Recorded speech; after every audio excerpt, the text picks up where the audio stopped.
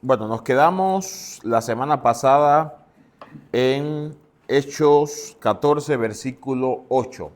¿Sí? Todos tienen su hojita allí. Vamos a comenzar en la primera parte que dice tribulaciones que llevan a la gloria. ¿Todos están ahí? Tribulaciones que llevan a la gloria.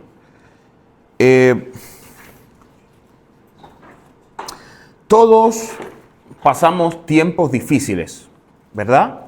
Todos tenemos tiempos buenos, tiempos malos, y a veces cuando nos ponemos a pensar y analizar, a veces cuando hacemos cuenta decimos, bueno, paso más tiempos malos que buenos, paso más tiempo con escasez que bueno. ¿Qué es lo que está pasando? Y a veces hay temporadas bien largas, ¿no? Temporadas bien grandes donde no salimos de una para entrar en otra. Así como decía Job, solamente salía de uno y otro venía a darme la noticia de que perdí mi ganado. El otro no había terminado y venía otro y le decía, oye, perdiste a tus hijos. Ese no había terminado y venía otro y le decía, perdiste a tus criados. Y hay temporadas así, que se rompe el refri, el aire acondicionado, no hay trabajo, nos endeudamos, hay presión, hay escasez, hay enfermedad, hay lucha, hay prueba y a veces le decimos, Señor, ¿hasta cuándo? ¿Cuántos algunas veces le han dicho eso al Señor? ¿Verdad? Señor, ¿hasta cuándo, Señor? Ayúdame, sálvame de esta. A veces es difícil, hermano, ¿verdad? A veces se ponen fuertes los vientos, pero la Biblia dice que esto es parte de nuestra vida como cristianos. Las tribulaciones, las luchas. La Biblia dice que nuestra fe va a ser probada. La Biblia dice que todo aquel que acepta a Jesús tiene que cargar una cruz cada día.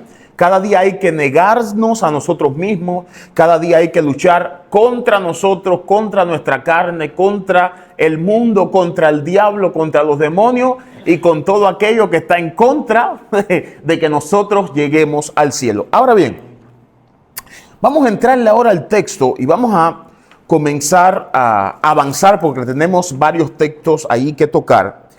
Y vamos a ver cómo Pablo y Bernabé, los discípulos, comenzaban a experimentar estas tribulaciones.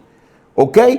Entonces, el martes pasado vimos cómo querían apedrear a Pablo y Bernabé. ¿Lo recuerdan? Lo querían matar, lo querían linchar, le querían caer arriba, quitarle la vida. Los propios judíos estaban leudando a la masa, envenenando el corazón de la gente para que ellos mataran a Pablo, para que ellos no aceptaran el mensaje de salvación de Pablo y Bernabé. Ahora, luego de que esto sucedió, Pablo y Bernabé se van corriendo, ¿sí? Se van a otra ciudad y ahí nos encontramos en el capítulo 14, versículo 8. Ahí vamos todos a la Biblia, versículo 8.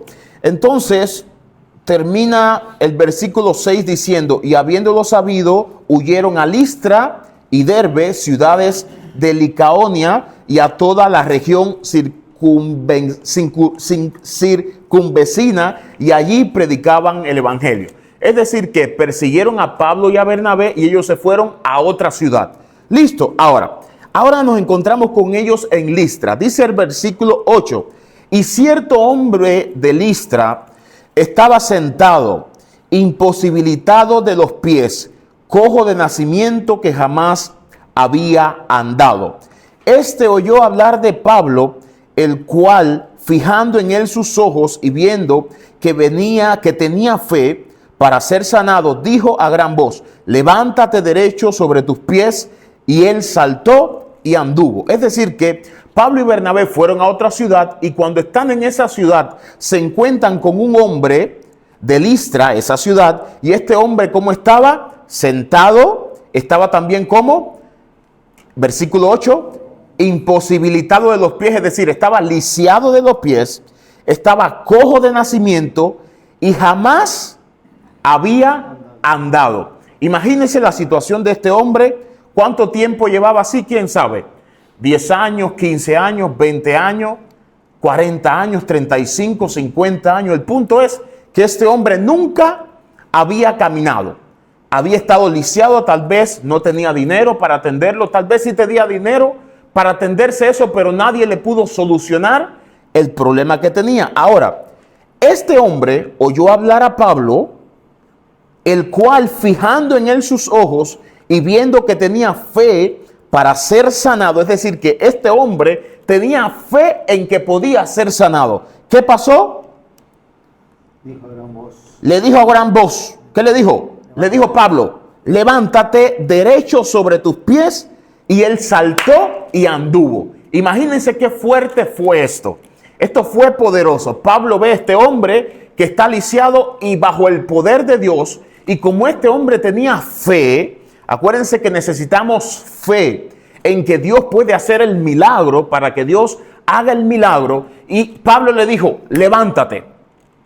Por la fe que tiene. Por la fe, porque dice el texto que Pablo vio en él que tenía fe para ser sanado. ¿Y qué pasó? Y le dijo, levántate. ¿Y qué hizo el hombre? Se levantó y comenzó a andar. Imagínate eso, qué sorprendente, ¿verdad? Y yo sé que va a llegar esa temporada a esta iglesia. Yo sé que Dios nos está introduciendo en esa temporada donde muchos de nosotros vamos a decirle al ciego, en el nombre de Jesús, tú vas a ver. Le vamos a decir al lisiado, en el nombre de Jesús, levántate. Le vamos a decir al que esté con SIDA, en el nombre de Jesús, eres sano. Le vamos a decir al que esté con diabetes, en el nombre de Jesús, tú eres sano. Le vamos a decir al sordo, en el nombre de Jesús, comienza a escuchar. ¿Cuántos lo creen? Yo no sé si usted lo cree, pero yo creo que Dios está introduciendo a la iglesia, al Rey de Reyes, en esa temporada en la que vamos a caminar con señales y prodigios, donde Dios va a tocar nuestras vidas, consciente de que no somos nosotros, es el poder del Espíritu Santo actuando en nosotros, y nosotros solamente con fe vamos a abrir la boca y vamos a decir, sé sano, sé sano, sé sano, y el que estaba ciego va a ver, el que estaba sordo va a oír, el que tiene cáncer se le va a ir. Hermano, Dios es un Dios de poder. Dios es real. El mismo Dios de esta historia es el mismo Dios que tenemos ahora. Lo que pasa es que a veces hemos metido a Dios en una caja en que Dios solamente es el Dios de aquí de la Biblia. No, eso fue en Hechos, eso fue allí. No. Aún Dios hace milagros. Aún Dios es fiel. Yo le contaba que mi abuelo, hubo un incendio en la casa y él se quemó completamente. Todo su cuerpo se quemó, desde la punta de su cabello hasta la punta de sus pies. Lo enviaron a la casa a morir. ¿Y saben qué pasó? Dios lo sanó. Y mi abuelo no tenía en su cuerpo ni una marca de quemadura. Ni una. ¿Cuándo usted ha visto eso? Que se queme todo tu cuerpo y después no tengas ni una marca de quemadura. Eso solamente lo hace ¿quién? Dios. Dios te puede sanar. Dios lo puede hacer. Esa cosa dura que hay ahí, Dios la puede sanar. Dios tiene el poder para hacerlo. ¿Cuántos lo creen? ¿Cuántos levantan la mano y dicen, Señor, úsame a mí? Usa mi vida, Señor. Úsame sanar. Porque el sanar no es solamente para que la persona se sane, es para anunciar el evangelio.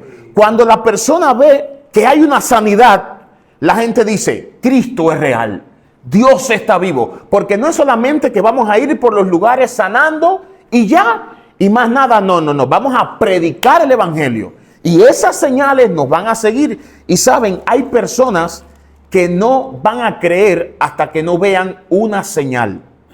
Créanme, hay personas que hasta que no vean un milagro con sus propios ojos, ellos no van a creer. Y Dios nos ha llamado a nosotros para ser esos instrumentos donde Dios va a hacer milagros y sanidades. Y hay personas que van a llegar aquí a la iglesia y van a ver la gloria de Dios moviéndose, y van a ver la sanidad y van a decir, yo creo.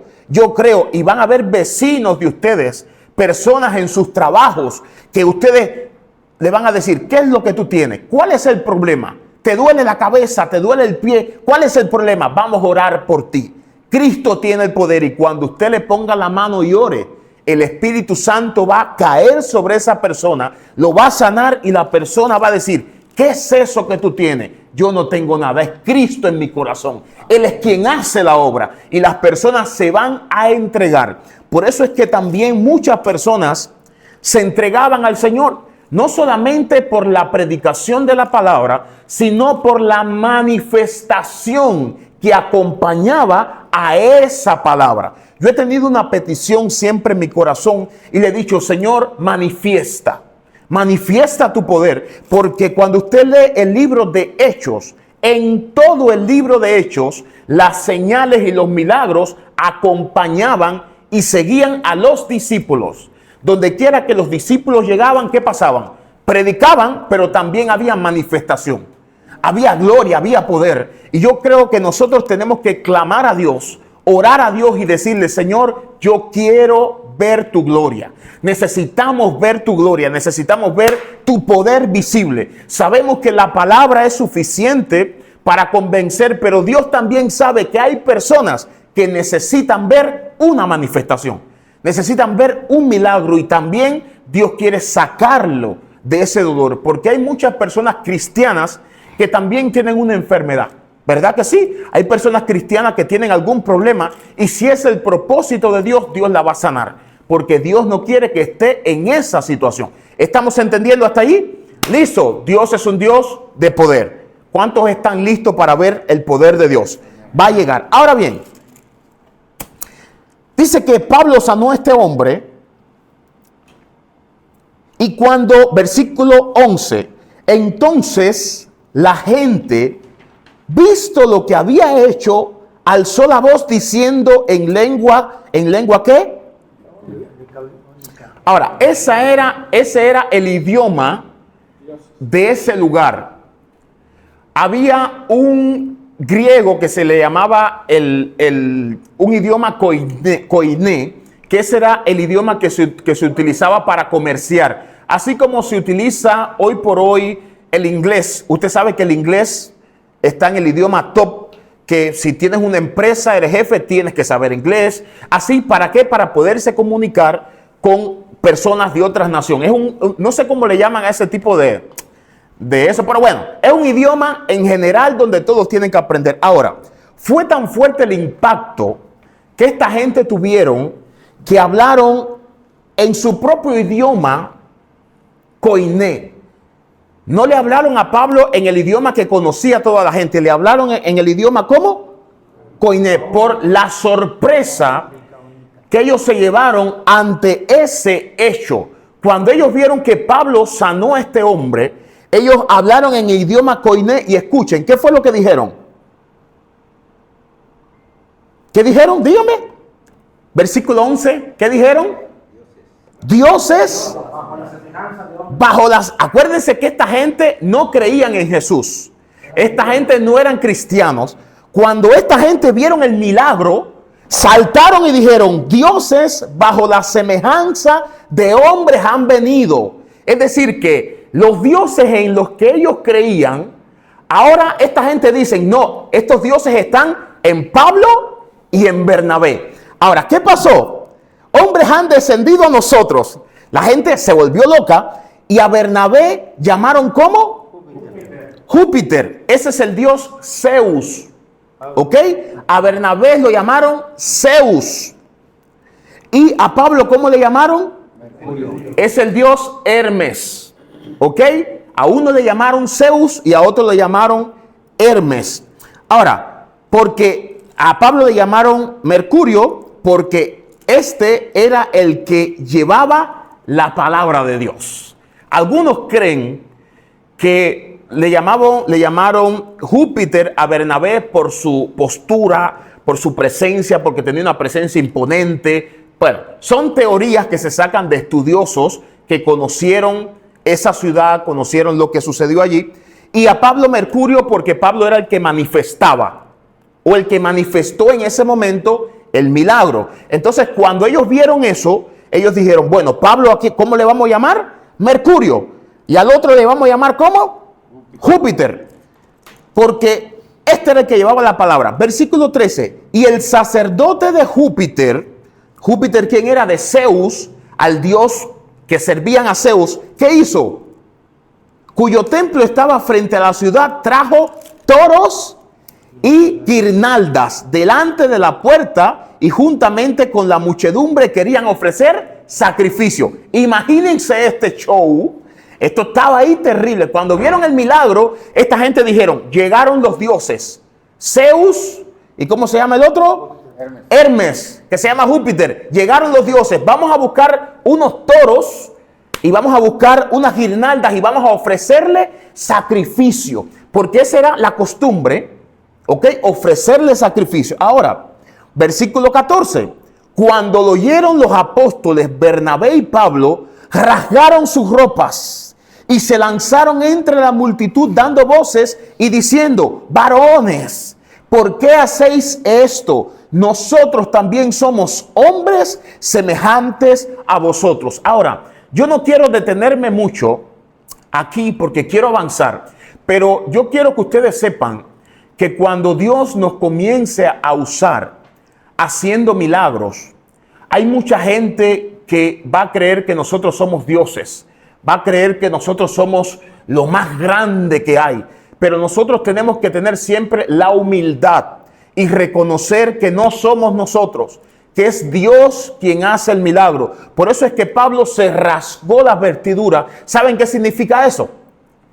Eso es una señal de, no me llames así. Yo no soy digno de que me llames Dios. Yo me rasgo mis vestiduras diciendo, por favor, no digan tal cosa, porque yo no soy Dios, ni semejante a Dios, ni me parezco a Dios. Simplemente soy hombre semejante a ustedes. Quiero que se metan esto en la mente, porque cuando la gente ve que Dios te usa, a veces la gente te da una honra que no llevas. Y es bueno que nos honremos unos a otros, nos respetemos, pero tiene que ser una honra con medida.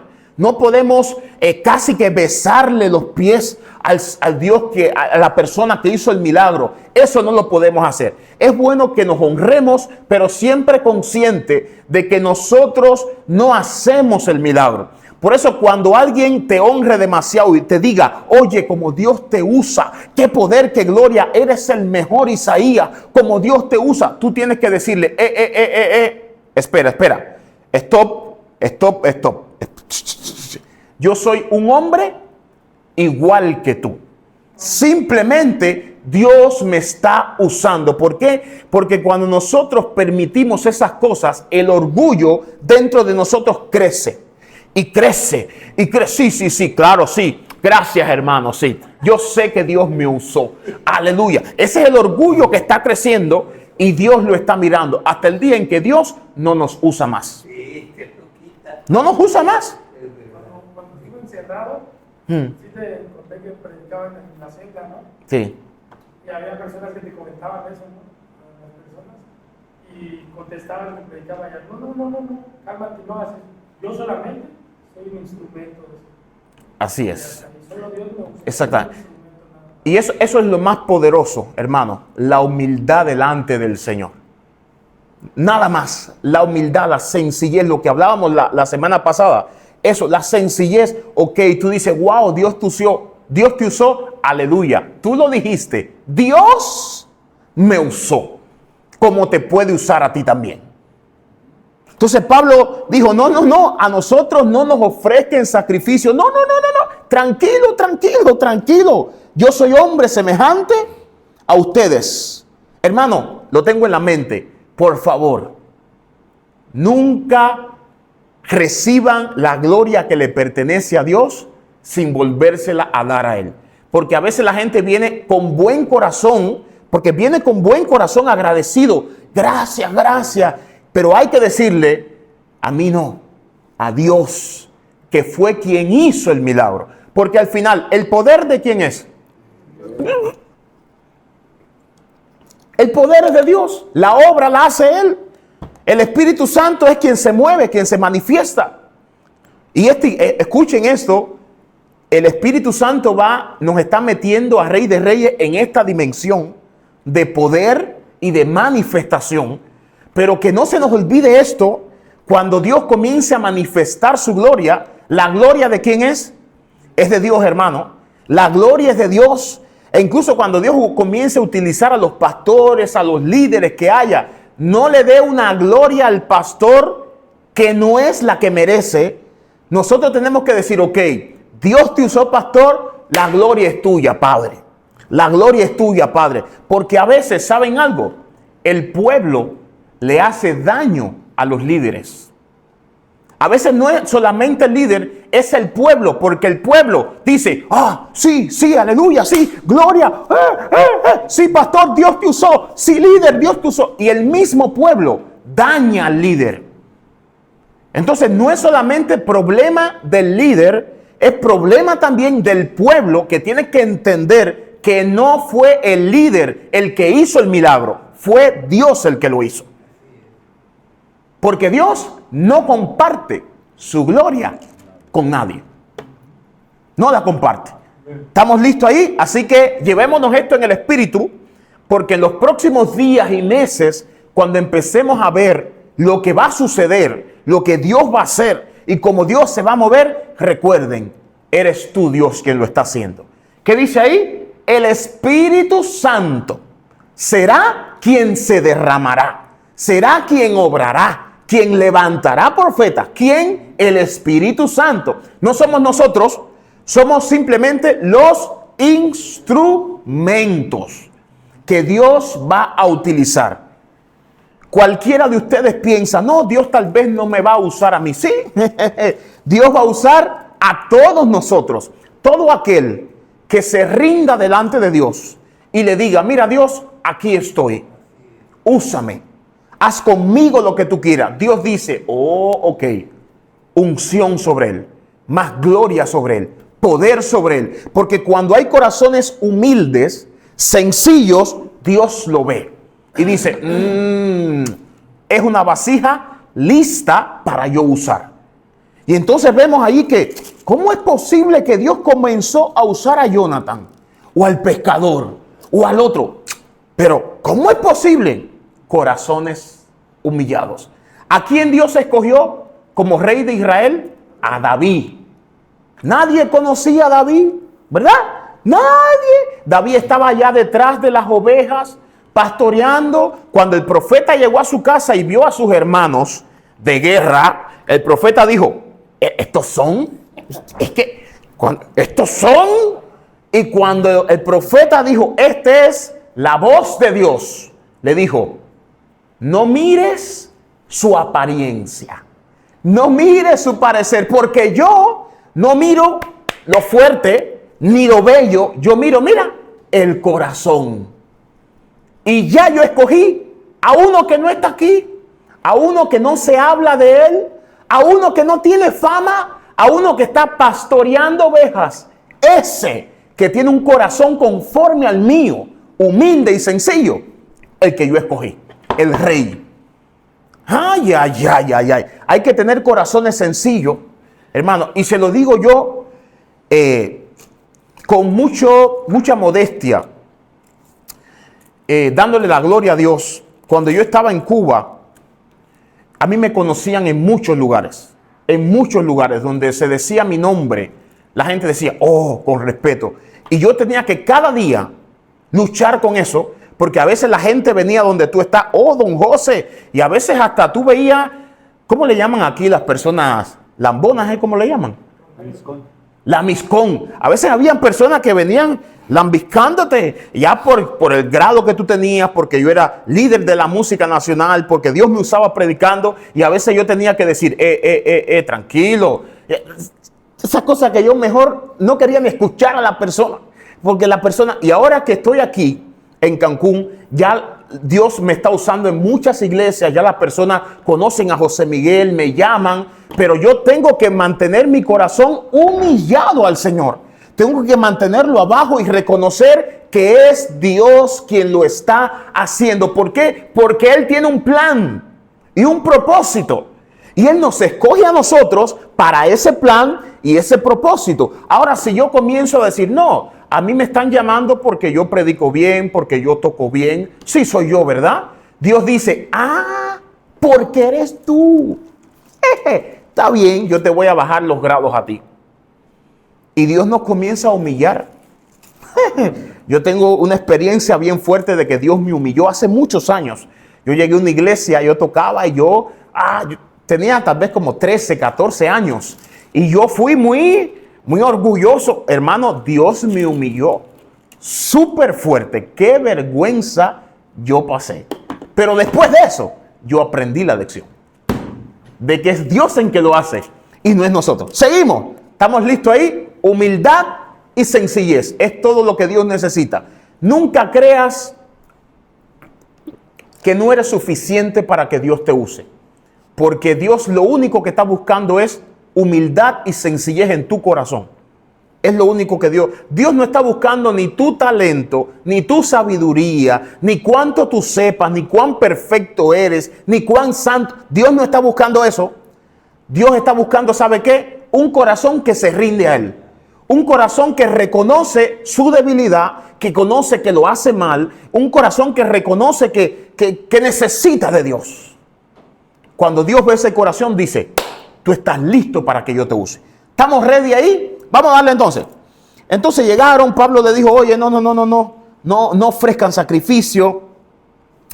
En las edades pasadas, él ha dejado, le cuento un poco de historia de lo que pasó. Y diciendo estas cosas difíciles lograron, versículo 17, si bien no se dejó a sí mismo, hablando de Dios, sin testimonio, haciendo bien, dándonos lluvias, el cielo y tiempo. Bueno, lo que le está diciendo es que en los tiempos pasados, a pesar de que la gente estaba rebelde, detrás de idolatría, detrás de dioses ajenos, a pesar de que estaban así, Dios les permitió a la gente hacer eso, pero Dios les dio señal de que Él era el Dios verdadero. Él mandó lluvia, Él mandó maná, era el Dios todopoderoso. Ahora, versículo 18, y diciendo estas cosas, difícilmente lograron impedir que la multitud les ofreciera sacrificio. Es decir, que Pablo y Bernabé comenzaron a decirle no. Y difícilmente lograron impedir que les ofrecieran sacrificio a ellos. ¿Sabe qué nos demuestran? Que hay que insistir cuando la gente nos quiera dar una gloria a nosotros que no nos pertenece. Hay que insistir y decirle a la gente no y no. Seamos cristianos o no. Ahora vamos a ver. Vamos a entrar en detalle. Versículo 19. Vamos allí. Entonces vinieron unos judíos de Antioquía. Ahora, ¿quiénes eran estos judíos? A ver si ustedes recuerdan. Versículo 19. Los mismos judíos de la otra ciudad que lo querían apedrear. ¿Sabe qué estaba pasando? Lo estaban persiguiendo.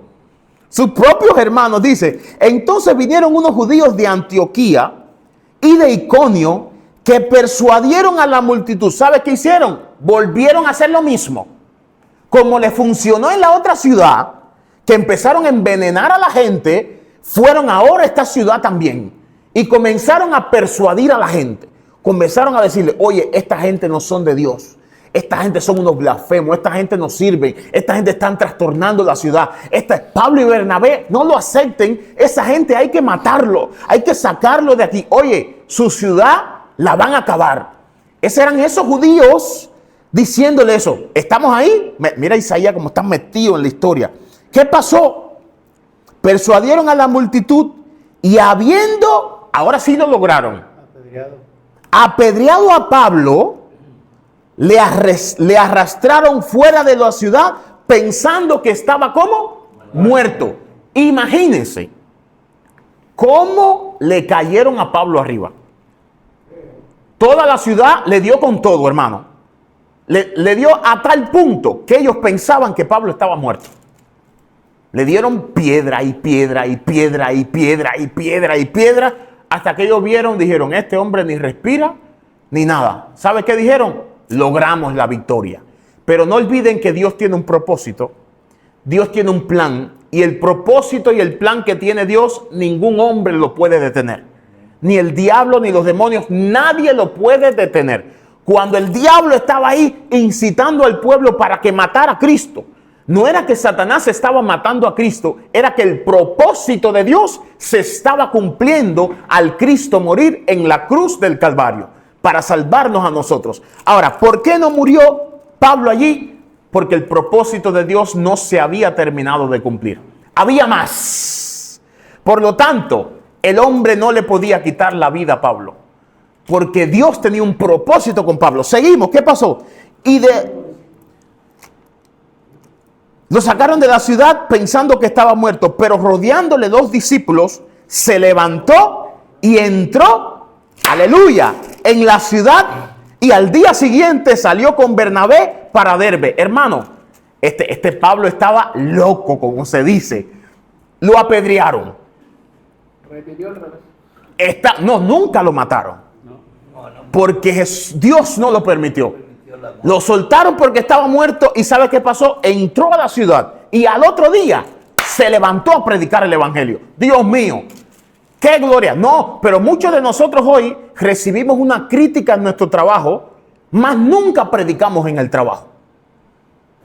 Recibimos una crítica de la esposa o de los amigos, mas nunca le hablamos de Jesús. No. Él no cree. No importa. Yo no voy a hablar más de Jesús. Que se vaya al infierno. ¿Cómo me hablaron así? No, que se pierda. Pero ¿sabe qué hizo Pablo? ¿Sabe qué hizo él? Lo apedrearon hasta casi quedar muerto. Él se fue a la ciudad y al otro día, hermano, al otro día estaba Pablo todavía con las heridas, con la sangre, con el dolor, el cuerpo le dolía.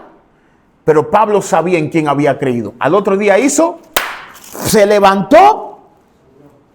¿Dónde está? Me fui. ¿Versículo dónde? 20. Versículo 20. Pero y se fue a Derbe. Versículo 21. Y después de anunciar el evangelio en la ciudad, escuchen, no se fue a Derbe a disfrutar de turista. Yo voy, Señor, tú espera por mí. Yo voy a Derbe ahora a descansar. Por tu culpa me cayeron a pedrada. Mira cómo yo estoy, yo voy a descansar. ¿Verdad, Isaías? Haríamos eso nosotros, ¿verdad? Yo me voy a un doctor para que me sane, para que me arregle, me cosa. Mira, el ojo me quedó chueco, para que me lo hagan bien. Y tú resuelve el problema, porque por yo predicar el evangelio, mira lo que me pasó. Ahora bien, ahorita vamos a entrar en esto.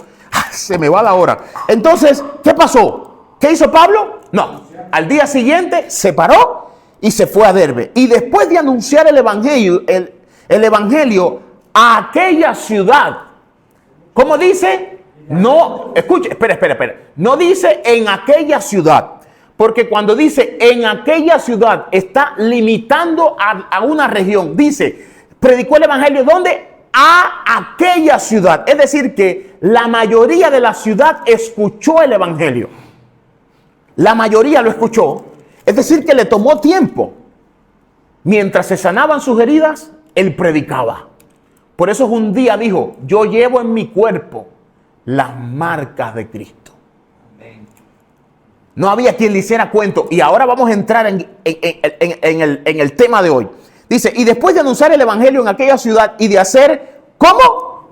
Muchos discípulos. Es decir, que no solo predicó, sino que le enseñó a la gente. La gente obtuvo conocimiento. Dice, volvieron a Listra, espérate. A Iconio y Antioquía. Espérate. Volvió a las ciudades donde lo querían matar.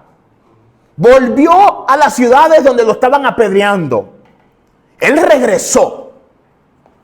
Hermano, esto parece una locura.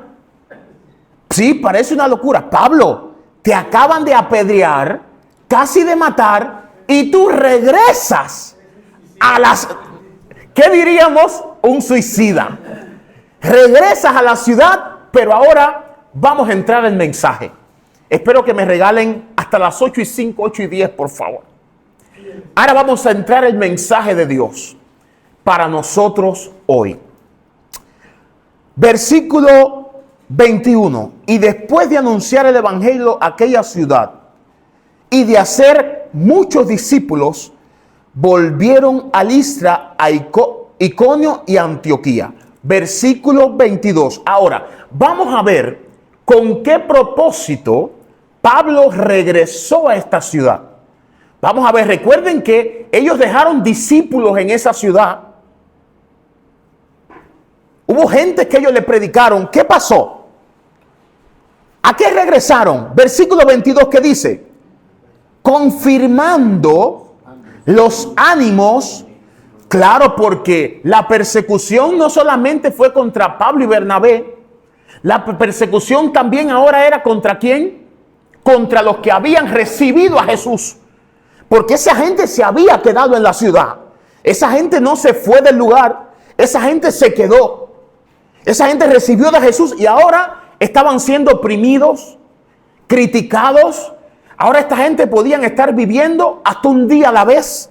¿Quién sabe si cuando salga mañana a la calle me pase lo mismo que le pasó a Pedro, a Pablo y a Bernabé? Me apedreen y a mí sí me maten, o a mis hijos, o a mi esposa. Y Pablo, bajo el discernimiento del Espíritu, sabiendo esto, él regresa a la ciudad. Pero él regresa a la ciudad ahora con un propósito. ¿Cuál era ese propósito? Confirmar los ánimos de los discípulos, exhortándoles a que permaneciesen como en la fe y diciéndoles, es necesario que a través de muchos viajes turísticos entremos al reino de los cielos. ¿Qué dice el versículo 22 final? Es necesario que a través de muchas ¿qué? ¿De muchas qué? No dice de algunas. Y cada uno de nosotros tiene su tribulación, ¿verdad? Cada uno está experimentando su tribulación. En enfermedad, en parte económica, en luchas, en depresión, en adicciones. Cada uno de nosotros tiene su tribulación. Y la Biblia dice que es necesario que a través de muchas tribulaciones entremos. ¿A dónde? Al reino de Dios. Ahora vamos a la hoja. Vamos a entrarle ahí. Vamos a la hoja. ¿Cómo se llama el estudio de hoy? Tribulaciones que llevan a la gloria. Tribulaciones que llevan a la gloria. Pastor Iván, ¿le podrías decir eso al pastor?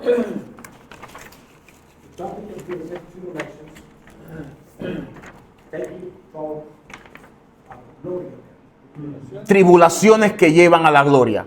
Pastor, tus tribulaciones te llevan a la gloria. Iván, traduce.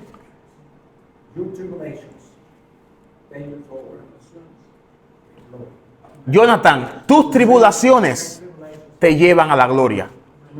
Hermano, tus tribulaciones te llevan a la gloria. Tus tribulaciones te llevan a la gloria. Tus tribulaciones, Isaías, te llevan a la gloria. Tus tribulaciones, ¿cómo se llama el cubano? Se me va tu nombre.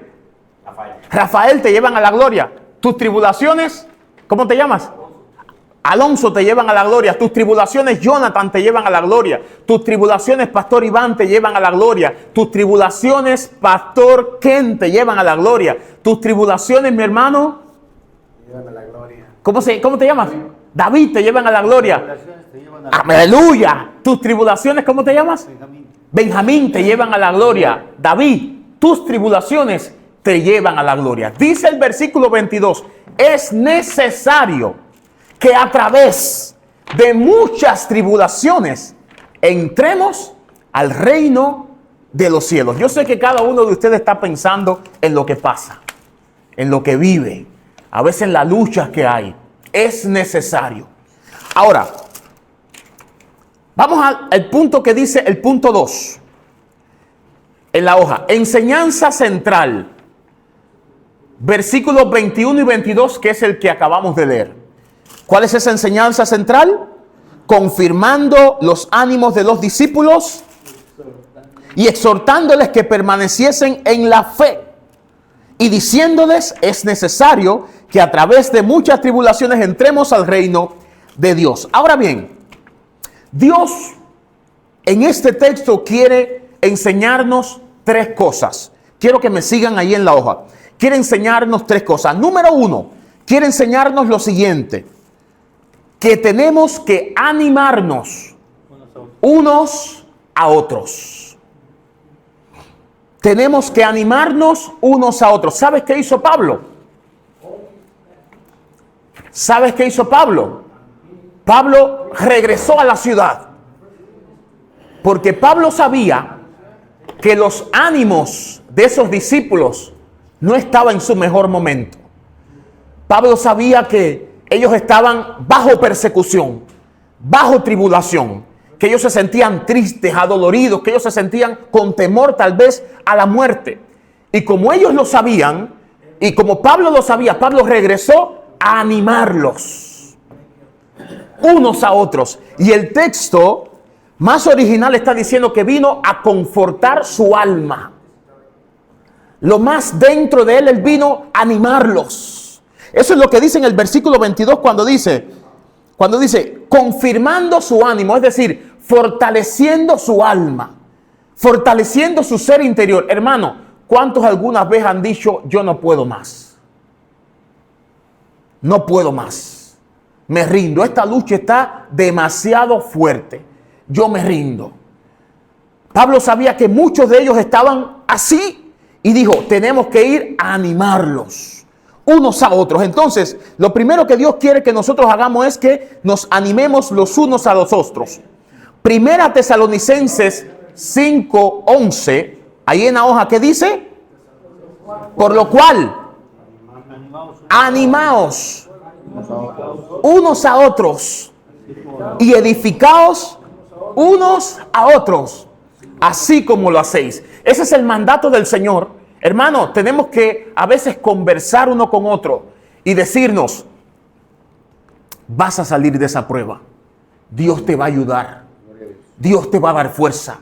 ¿Quieres que ore por ti? Voy a orar por ti. Voy a estar orando por ti. Recibe ánimo. La Biblia dice que Dios está contigo todos los días y hasta el fin del mundo. La Biblia dice que vamos a enfrentar aflicciones, pero que confiemos porque Dios ya ha vencido al mundo. La Biblia dice que yo soy el Dios todopoderoso, el que te dice, no temas, yo soy el Dios que te ayudo. La Biblia dice que aunque andes en valle de sombra de muerte, no temas mal alguno, porque yo estoy contigo. La Biblia dice que aunque estés caminando por el fuego o por el agua, no te ahogarás ni te quemarás ni la llama arderá en ti. La Biblia dice que aunque pases todas estas tribulaciones, tú no debes de temer, no debes de temer, porque esas tribulaciones te están llevando a la gloria.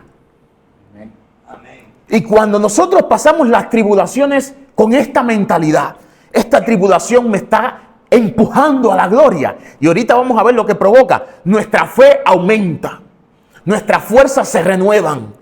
Y decimos, Señor, este dolor, esta enfermedad, esta crisis es con un propósito, Señor. Cumple tu propósito en mí. Ayúdame, fortaléceme y ayúdame a seguir hacia adelante. Cada tribulación que ustedes estén pasando tiene un propósito en Dios. Cada crisis, cada batalla, cada dolor tiene un propósito en Dios. Sí tiene un propósito. Créanlo.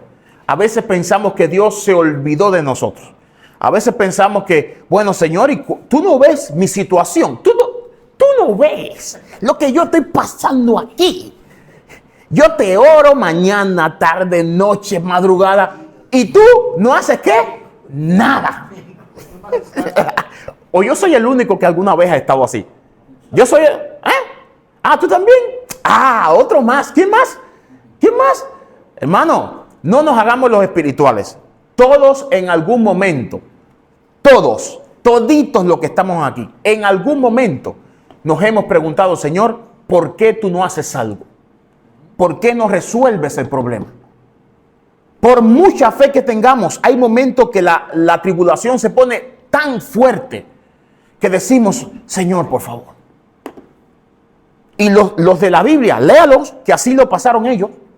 Así lo pasaron ellos, aunque después decían, pero tú me salvaste, pero yo confío en ti. Pero al principio ellos decían, Señor, por favor, sálvame, porque no puedo más. Mira ahí, sálvame porque no puedo más. Salva a mi familia, a mi esposa, a mi hijo. Sálvame, sácame de esta crisis, estoy endeudado hasta aquí. Necesito una salida. Estoy buscando trabajo y trabajo. Estoy con una ansiedad que no puedo. Hay algo que me tiene atado y no puedo salir de allí. Señor, ayúdame. Y a veces vemos a Dios guardar silencio. Señor, ¿dónde estás tú? Y a veces tenemos que hablarnos a nosotros mismos. ¿Sabe quién estaba en esa situación una vez? El rey David. Bueno, una no, muchas veces. Y él se hablaba a sí mismo y decía, ¿por qué te abates, alma mía? Él tenía, a veces tú tienes que confrontarte a ti mismo y hablarte a tu propio yo. Eso es una locura, pero funciona. La Biblia lo habla. ¿Por qué te abates, alma mía? ¿Por qué te turbas dentro de ti?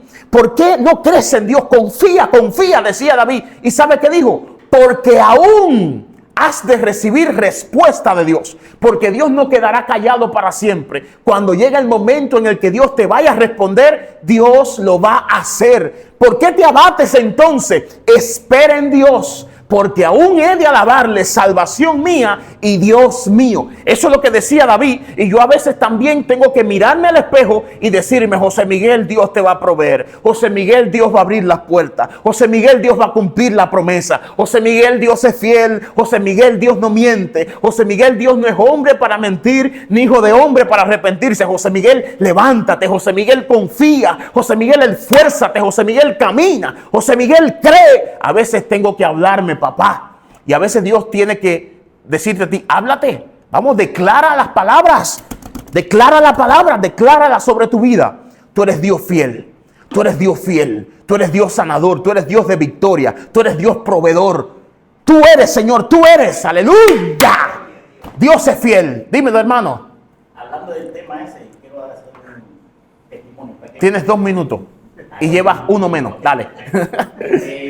Hace 2 días, hace 2 días no. Creo que el sábado salí de mi casa a llevar al nieto a casa de su abuelo. Salimos y fuimos de compra a Costco. Y comprando, bueno, en todo ese trayecto nos metimos aproximadamente 40 minutos. Y ya cuando estábamos comprando, mi esposa se acuerda de que deja los huevos hirviendo en la cocina hace 40 minutos. Y entonces ya dije, híjole, se quemó la casa. Y cuando yo a correr, agarro el carro para allá, para la casa, y ya la casa, los huevos estaban ya secos, negros, pero no había ni gota de huevo. Apago de la cocina y que me entro al carro y voy a poner la música y veo que no tengo el celular. Y miro así y abro la memoria y me acuerdo que el celular lo dejé en la cesta de Costco, corriendo para allá. Mando a correr para Costco. Llego ahí, no está el celular. Y ya entonces preguntamos y nada, no aparece el celular. Y yo empiezo como que a desesperarme. Pero algo me dijo, bájale.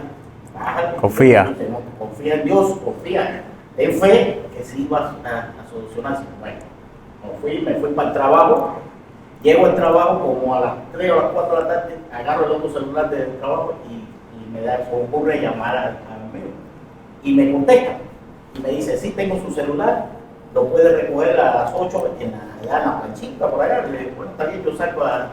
Pero cuando voy a salir a las 8, ¿qué creen? Se me pierden las llaves de la moto. No pude coger el celular. Hablo con un amigo mío, me trae hasta la casa, busco el duplicado de la llave y recojo, y ya el hombre me dijo, no, hasta el otro día recoge. Bueno, para no hacer el cuento más largo, domingo recoge el celular, gracias a Dios lo tengo aquí. Gloria a Dios. Y el lunes por la tarde, ya saliendo ya de mi turno, me dice un compañero, oye, encontré estas llaves de aquí en su... ¿Las otras llaves qué? O sea, eso, Dios me está probando mi paciencia, está probando mi fe. Y en otro momento yo sí me daba más desesperada, había tenido una tranquilidad de que Que guarda su paz. exactamente, y eso es lo que estaba ocurriendo. O sea, siempre hay un propósito que Dios te está usando para ver hasta dónde estás preparado ya para su propósito. Entonces, esas son cosas que uno debe tener en cuenta. Claro, ahora, ya me robaste 15 minutos, así que esperen ahora. Ok, muy bien. Dios no te prueba para saber, porque Él sabe cómo tú vas a reaccionar, sino que las pruebas son para algo que vamos a ver ahora. Ok, Primera Tesalonicenses 4, del 6 al 18. ¿Están ahí? Dice, porque el Señor mismo con voz de mando, con voz de arcángel y con trompeta de Dios, descenderá del cielo y los muertos en Cristo resucitarán primero. Luego nosotros los que vivimos, los que hayamos quedado, seremos arrebatados juntamente con ellos en las nubes para recibir al Señor en el aire y así estaremos siempre con Él. ¿Qué dice el versículo 18? Por tanto, alentaos los unos a los otros con estas palabras. ¿Sabe qué nos está diciendo?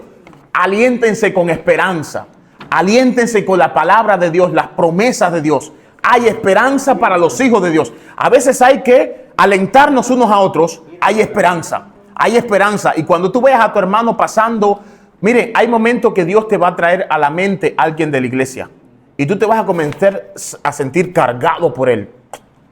Ora y llámalo y dile, oye, ¿cómo está la cosa? Sentí esta carga por ti. ¿Qué estás pasando? ¿Cómo te sientes? Voy a orar por ti ahora. Vamos a orar. A veces esa oración hace que se fortalezca el hermano. Y Dios lo utiliza. ¿Cómo te trae en el pensamiento a alguien de la iglesia? A un amigo, a un hermano. Y tú dices, me desperté hoy pensando en tal persona. Y me siento así cargado. Es Dios quien te puso el pensamiento y te dice, ora por él. Y si tienes tiempo, llámalo.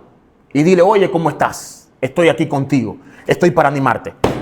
¿Listo? Que no se los olvide eso. Ok.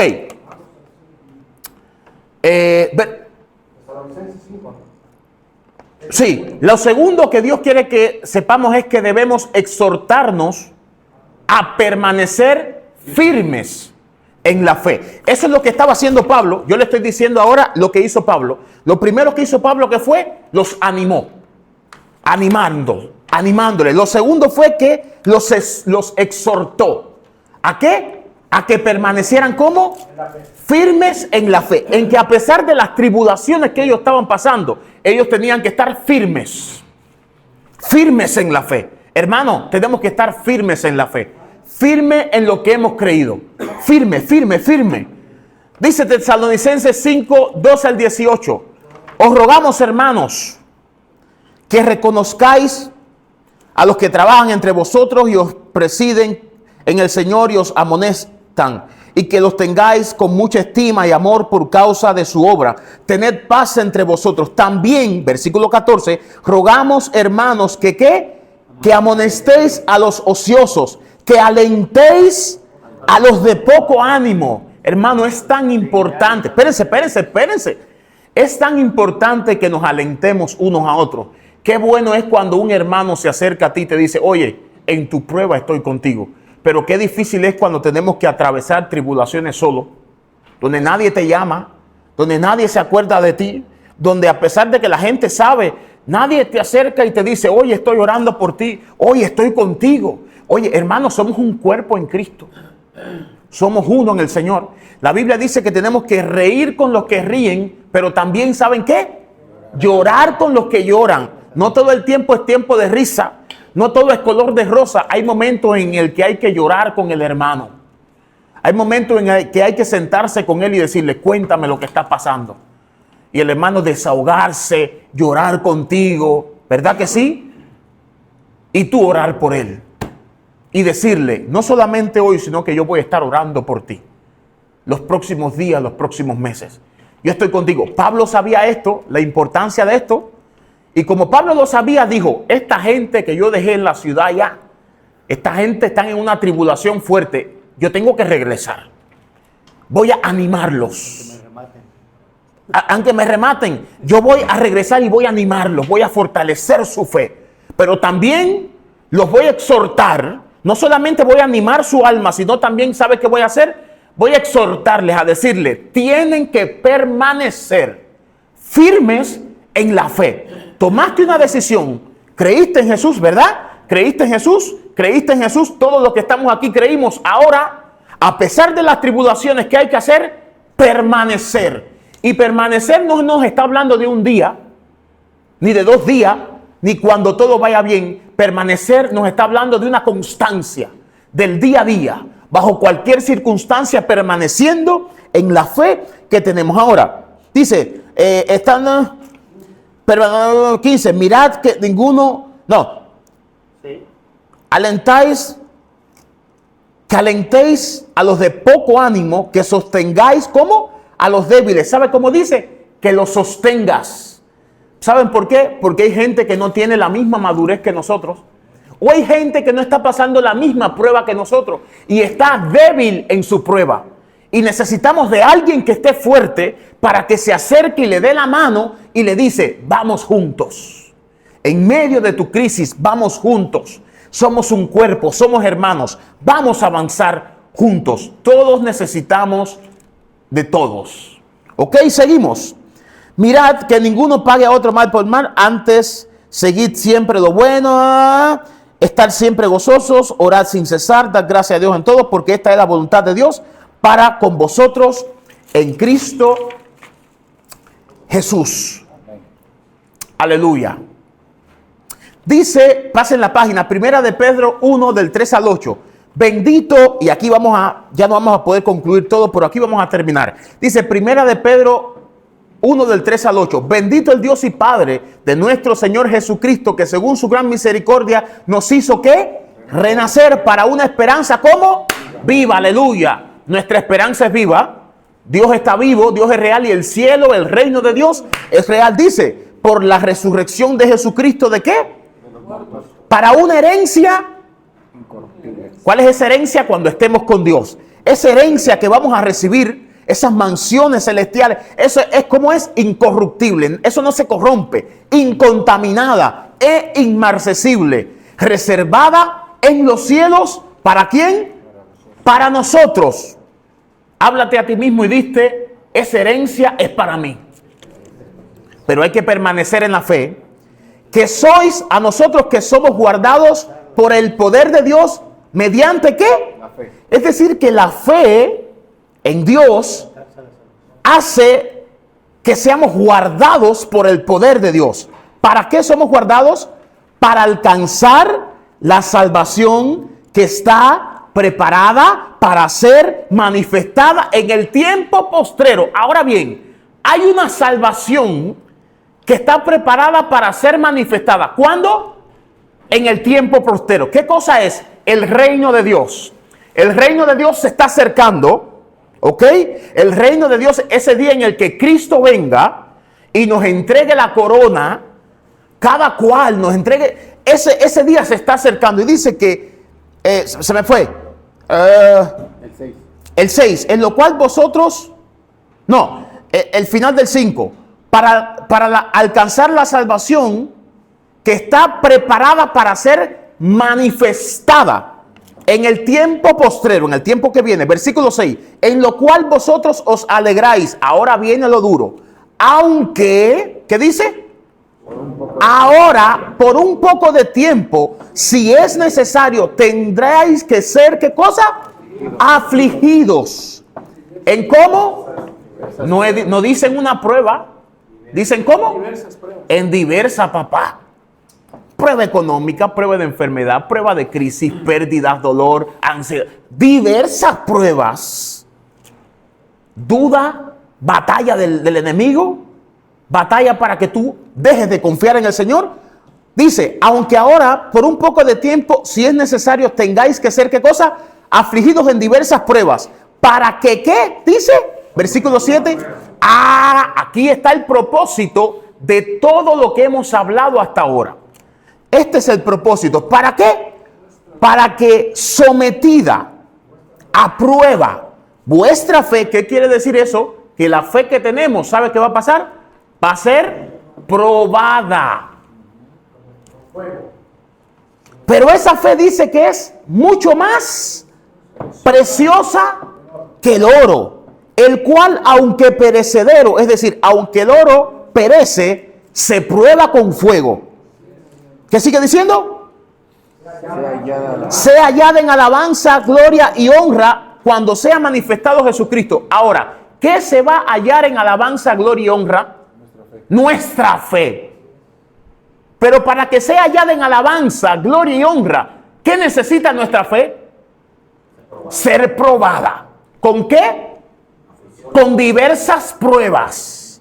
Ahora entendemos lo que Pablo le dijo a esta ciudad y le dijo a los discípulos. Es necesario que ustedes entiendan que a través de diferentes tribulaciones nosotros entremos al reino de los cielos. ¿Saben cuál es el camino al reino de los cielos? Diferentes tribulaciones. Dice la Biblia, entren por la puerta estrecha, porque angosto, difícil es esa puerta, pero es el camino que lleva a la vida eterna.